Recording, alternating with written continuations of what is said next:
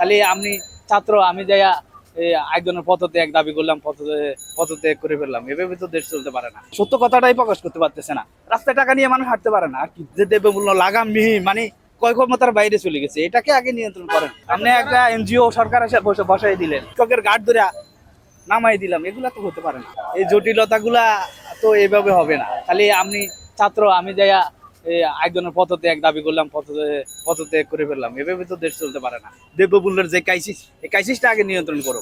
দেশের যে দ্রব্যমূল্য লাগামবিহীন মানে কয় ক্ষমতার বাইরে চলে গেছে, এটাকে আগে নিয়ন্ত্রণ করেন। তারপরে সমস্ত জায়গায় আপনি এই তাদেরকে যারা আমলা আছে তাদেরকে সরিয়ে ফেলেন।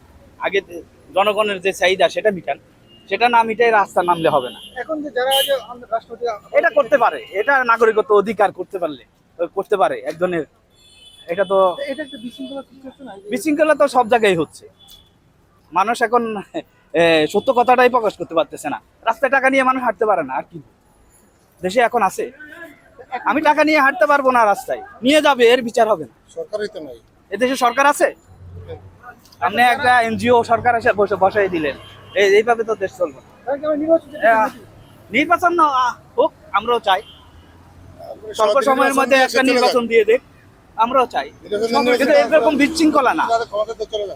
বিচার বিভাগে একজনকে নামাই দিলাম, একজন শিক্ষকের গার্ড ধরে নামাই দিলাম, এগুলা তো হতে পারে না।